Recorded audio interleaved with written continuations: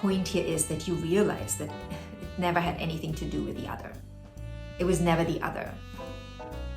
It was always whatever was inside of you that wasn't whole or healed. Knock you down, and they knock you down until you see what's down there. You know, you're knocked down and you're like, oh, it's that person is so awful. Why are they doing that? Why are they like that? But there is something there for you to see. They were a gift given to you so you can see. Are you seeing it yet? Hello, my loves. Welcome back. Now, in today's video, we are talking about Mars opposite Pluto in Composite. In our last video, I think it was the last video, we talked about the square. Now, the opposition has some similarities, specifically when it comes to the intensity and also when it comes to finding some common ground, meeting somewhere in the middle to take a breather and to do your inner work so you can then transform. But the difference here is that while this is a deeply passionate, dynamic relationship, there is a lot of volatility and also a push and pull. It's just we are on this end and then we are on that end. We cannot find that middle ground. It seems like we are either here or we are there. It's like we are either so deeply in love and so passionate and obsessed with each other, or we are just like, oh, I want to, I hate the other. We go from here to here.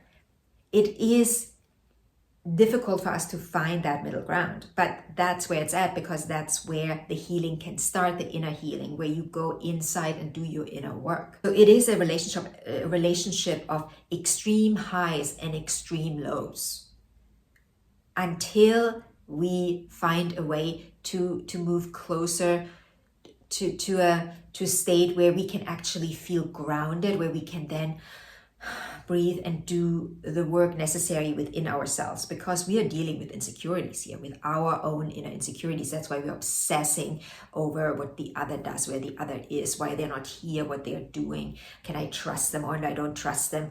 Why don't they trust me? It's that dynamic. So both partners might feel manipulated, overpowered, and also outmaneuvered at times. And the conflicts can escalate to these power struggles and also to ultimatums. Right? There are a lot of ultimatums. We give ultimatums, but then we actually never go through with them. And if we do, we still find our way back to each other because we haven't gotten to a point where we could feel stable within ourselves. Now, of course, this relationship can break, and then one person or both persons, both people do their inner work and live happily ever after, alone or with each, or they find their way back. But generally, when there's a break here, and I don't know if I should need to say generally. What does generally even mean?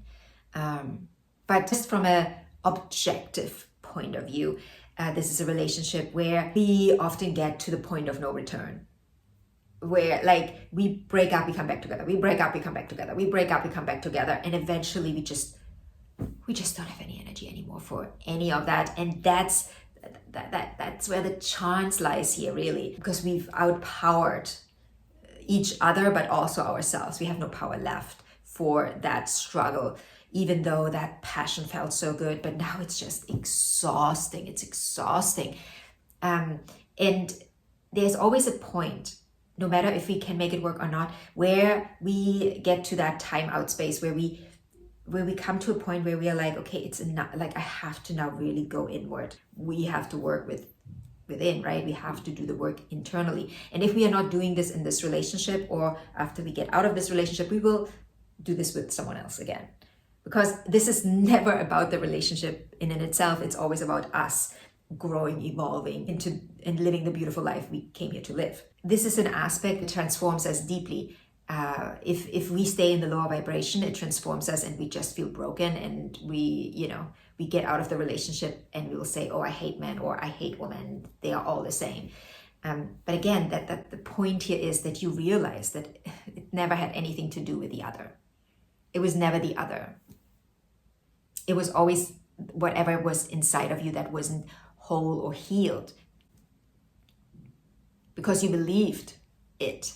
You believe that you're not whole somewhere inside. And again, this is Pluto. This is deep. This is not beneath the surface. This is no surface level or below the surface level stuff. This is in the underworld. We got to dive all the way down there. We might have no awareness of what actually is happening there, what actually is going on, until we get there, until we allow ourselves to sink deep. And it is often a relationship that brings us to rock bottom. We are at rock bottom, and we got to go there. That the jewels are there.